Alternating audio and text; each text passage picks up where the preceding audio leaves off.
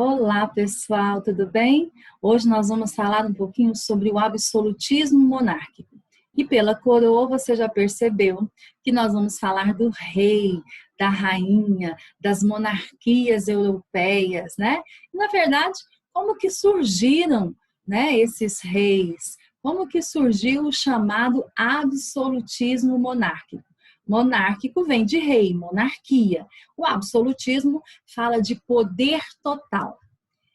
Qual é o conceito? Né? Você tem uma imagem aí de um livro chamado Leviatã. Olha o nome dele aqui embaixo, aqui na imagem, né?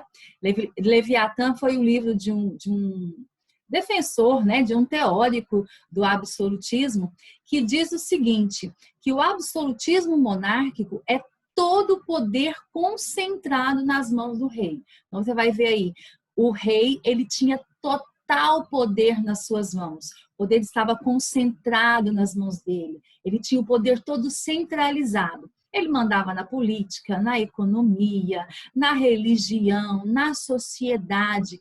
Nada passava desapercebido a esse rei. Olha essa imagem, né? Nós temos aí o rei e a burguesia. Essa imagem, ela representa que o rei e a burguesia, eles tinham uma aliança. Afinal de contas, o rei só passou a ter um poder centralizado nas suas mãos porque ele teve um apoio, porque ele fez uma aliança com a burguesia. Mas quais seriam as vantagens disso, né? Vantagens seriam essas de uma aliança. A burguesia, ao fazer uma aliança com o rei, ela teria um sistema unificado de pesos, medidas e uma moeda. Ou seja, seria a mesma moeda para todo o território nacional, o mesmo peso e a mesma medida. Porque antes havia descentralização. Cada cidade, né, ela tinha o seu peso, a sua medida, a sua moeda, o seu imposto. Então, porque essas cidades elas eram o quê? Independentes e autônomas. Quando o rei unifica, né, o território, se torna um Estado moderno francês, inglês, espanhol, português, o que vai acontecer? Vai ser instituído, né, estabelecido uma única moeda para a Inglaterra, um único peso, uma única medida. Porque antes, cada lugar você chegava, a moeda era uma, você tinha que fazer troca.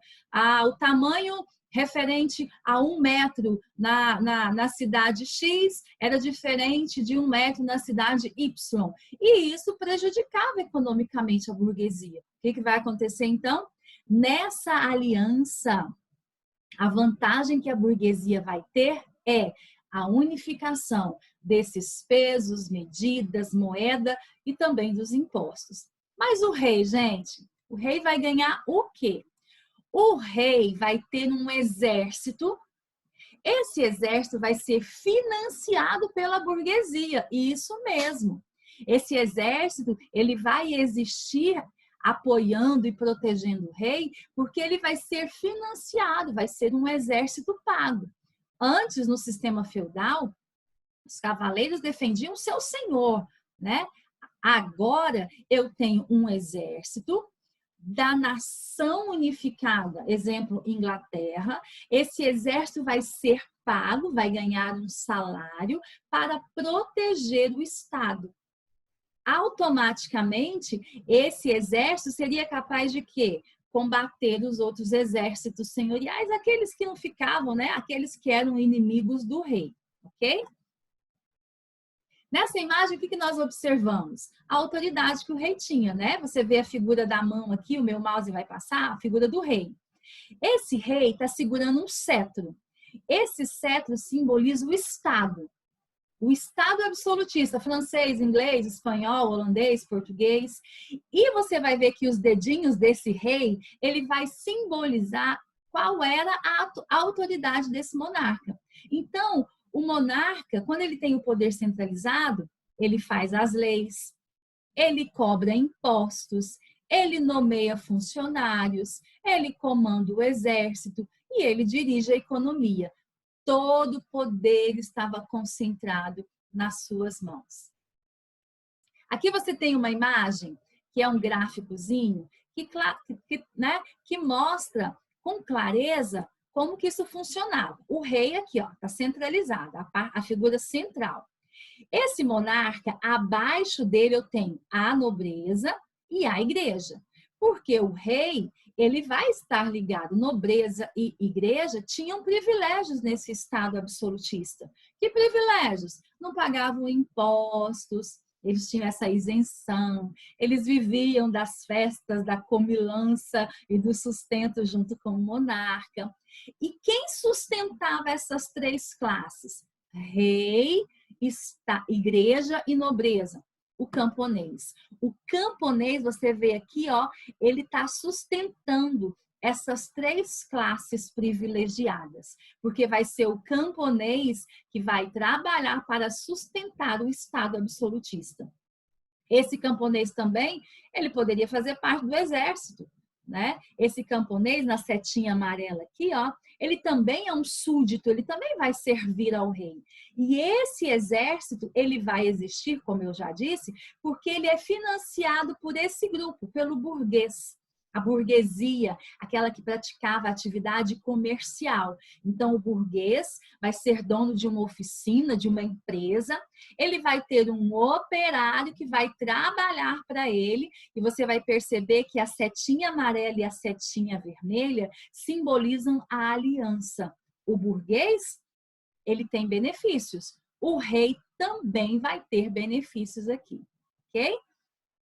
E quem é que vai defender? Eu falei para vocês agora há pouco que alguns teóricos, eles vão defender o absolutismo, né? E eu tenho quatro pessoas importantes citadas aqui. Maquiavel, Thomas Hobbes, Jean Bodin e Jacques Rousseau. Esses quatro teóricos, esses quatro homens que viveram na época do absolutismo, serão aqueles que vão defender a autoridade do monarca. O Nicolau Maquiavel, ele escreveu um livro chamado O Príncipe. Olha a teoria dele. O absolutismo é necessário para um governo forte. Ou seja, o poder, ele precisa ser centralizado nas mãos de uma única pessoa para que o Estado seja forte, para que o governo seja forte. É preferível aqui ser temido do que ser amado, sabia? E uma das frases de Maquiavel é essa aí no final, ó.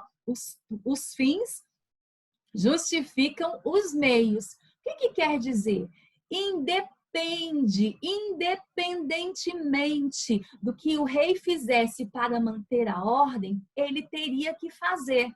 Exemplo, se para manter a ordem do seu estado, se para combater uma manifestação popular contra ele, fosse necessário matar, ele mataria todos os rebeldes. Afinal de contas, os fins, que era a ordem, justificavam os meios que ele usou para manter essa ordem, que foi matar esses rebeldes. Isso é o que significa essa frase. Independe. Um exemplo bem típico, digamos assim, preciso tirar 10 em matemática. O fim é a nota, o 10. Quais os meios que eu vou utilizar para chegar a esse fim? Vou estudar? Ou será que eu vou fazer aquela colinha? Então, de forma bem simplificada e atual, essa é uma explicação para a teoria de Maquiavel. O outro é Jean Bodin. Ele escreveu 6 livros da República. E a teoria dele é a seguinte: a obediência dos súditos deve ser como a dos filhos para os pais. Naquela época, obedecer os pais era total submissão. Ai, se falasse alguma coisa, ai, se questionasse, ai, se levantasse a voz para o pai e a mãe, né? Então, ele está dizendo, olha, você deve obedecer ao rei assim como você obedece, assim como você se submete aos seus pais. Essa era a ideia que ele colocava e apresentava para que os súditos, para que a população se submetesse à autoridade do monarca. O Thomas Hobbes é aquele do livro Leviatã, aquela primeira imagem que eu mostrei para vocês lá, né? Que mostra, né, o rei segurando o cetro e trazendo o conceito de absolutismo, que é o poder concentrado nas mãos do rei. tá? Ele também defende a ideia dos fins justificam os meios. E o poder absoluto é condição necessária à paz e ao progresso da sociedade. Olha aí, galera. Olha só o que ele defende. Para ter a paz, para ter progresso, o poder tinha que estar centralizado nas mãos do rei. E um próximo teórico é Jean-Jacques Rousseau, ou Jacques Rousseau, né? Ou apenas Rousseau. Fique à vontade, né? Em chamá-lo pelo nome. Qual é o livro que ele escreve? A Política tirada da Sagrada Escritura. Olha aí, a política tirada da Bíblia. E qual que é a teoria do Jacques Rousseau? Os reis têm origem divina. Ele escreveu, né? Ele estabeleceu a teoria do direito divino dos reis. O que isso quer dizer? O rei foi escolhido por Deus para governar. E esse monarca escolhido por Deus, ele só presta contas com Deus. Ele não pode ser questionado. Ele não se pode bater de frente com esse rei. Afinal de contas, ele é divino. Afinal de contas, ele foi escolhido por Deus para governar. E todos os meios que ele utilizar para ter um governo forte e centralizado, isso é vontade divina. E só quando ele morrer, aí sim, aí ele vai prestar contas com Deus de tudo aquilo que ele fez. Olha a frase citada aí, né?